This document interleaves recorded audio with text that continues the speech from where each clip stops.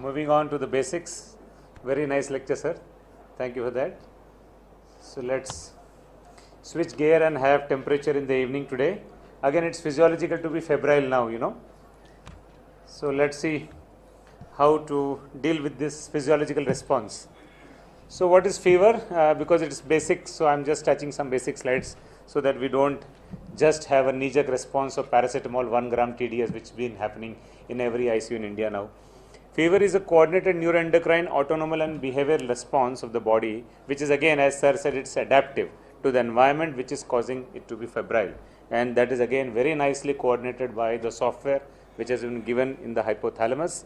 And all of us know the benefit of the fever. Enhances the parameters of immune function, improves the antibody production, activates the T cells, produces the cytokines, enhances the cellular function.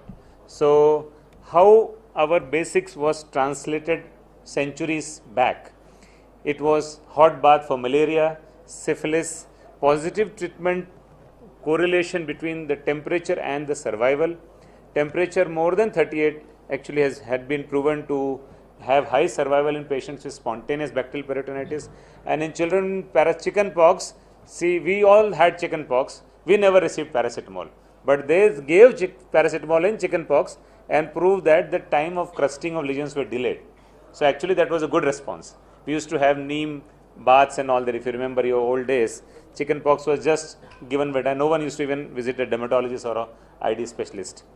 But the downside of the fever is it increases the cardiac output, it increases the oxygen consumption, increases your basal metabolic rate, and increases the carbon dioxide production. And what happens if the negative problems with fever are poor neurological outcome have been demonstrated if you have a fever in patients with stroke and traumatic brain injury.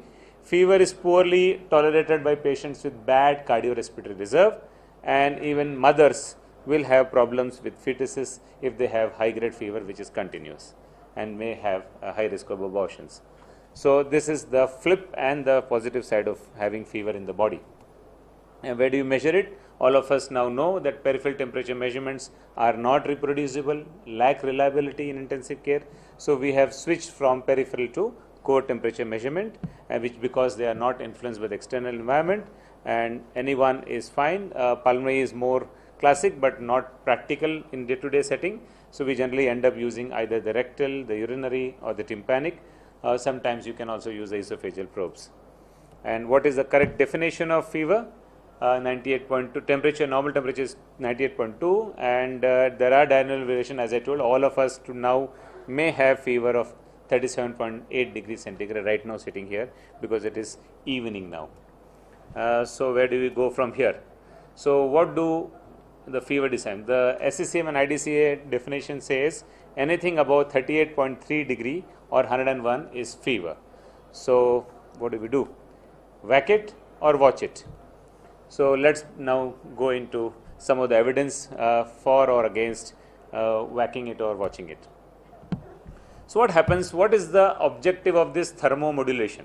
Whether it is fever, I am maintaining it or controlling it. So what do you do? So the risks are increases the metabolism, tachycardia, cardiac output, hyperapnea, and increases the lung inflammation, increases the brain metabolism, vasogenic edema, cerebral blood volume, pro-inflammatory and apoptic pathways may increase when there is a fever.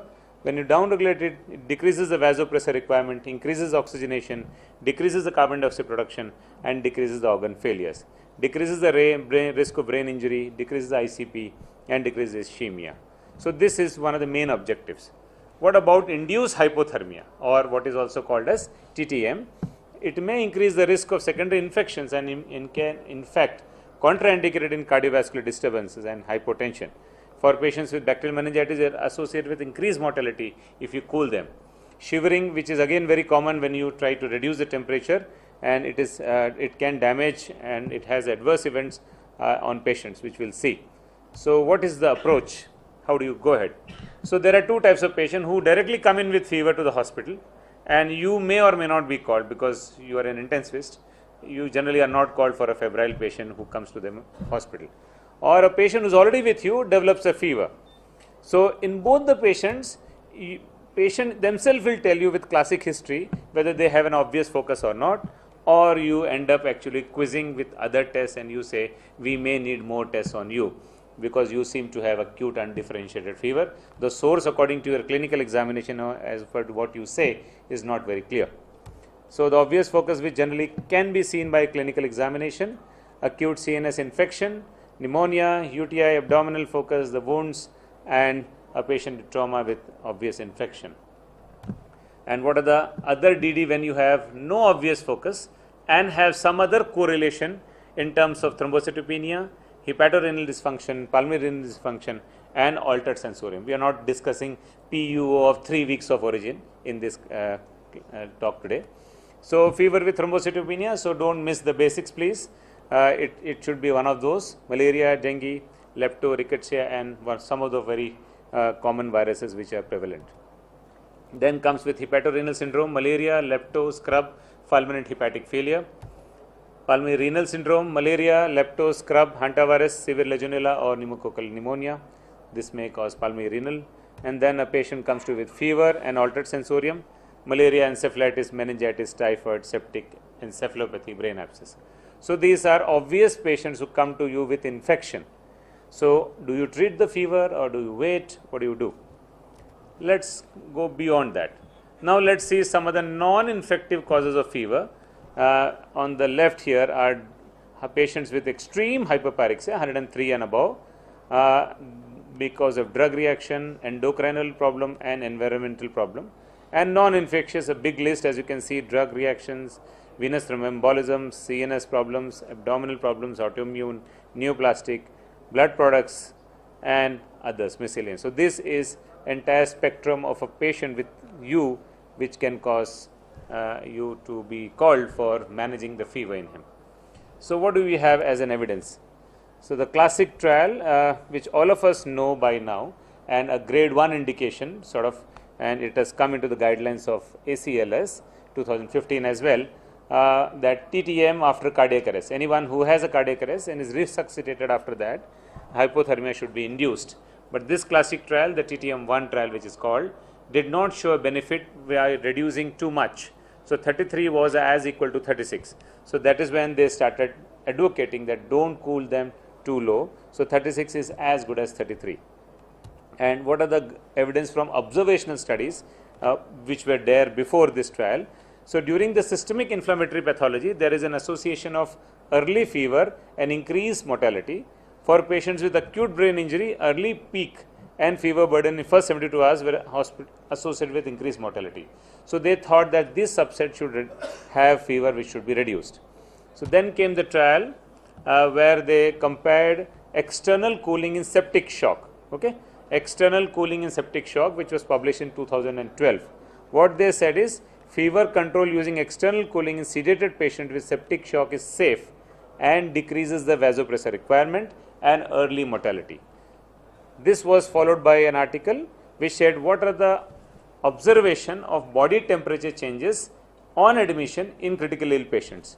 They said that 1/3 of the critical ill patients, means around 30 to 40% of patients, will have fever in one point of time in their ICU admission, and patients with fever or hypothermia have mortality rates 3 or 4 times higher than normothermic patients, highlighting the importance of temperature alteration in ICU prognostication. So they just touched the observation that you have fever, yes or no. If you have fever, what is it correlating with the outcome? And also they correlated with admission hypothermia. And then there was another trial which saw early peak temperature and correlating with mortality in 2 subset of patients, one with infection and one without infection.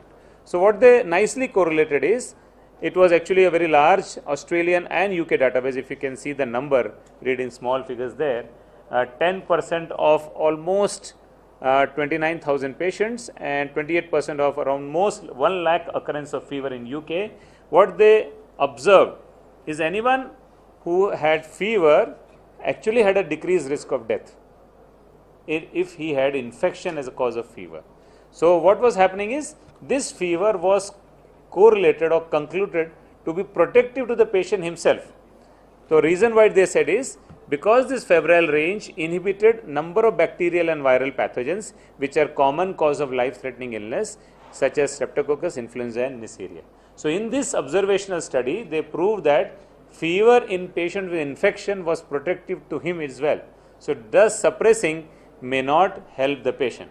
And this was very well proved by a much quoted trial called the HEAT trial, which was published in the New England Journal of Medicine, where they said acetaminophen for fever in suspected infection did not change any outcome. So this theory was proven by this classic trial, which is very well quoted, the HEAT trial, and then followed again, as sir was saying, by one more meta-analysis, which again took lot of trials which were done, almost, if you can see, close to 18,000 patients were studied in this meta-analysis, and they said over 1 million patients are hospitalized in sepsis annually in US, and 40% of these 1 million patients will have fever during their ICU admission, and treating this fever will not affect the outcome. So leave the fever alone if it is related to infection. So again, that should change our mind, because this is published this year. So, and again, one more article coming this year was what's new in fever control. So what these people have advocated this year again is you draw an imaginary line of benefit versus risk and you take a call. So what is this line? Let's see. So now all of you just please pay attention on this A. This is cost of fever. The green line and above is benefit due to treatment of fever. This red line and below is harm due to treatment with fever. So the green line above, thank you all.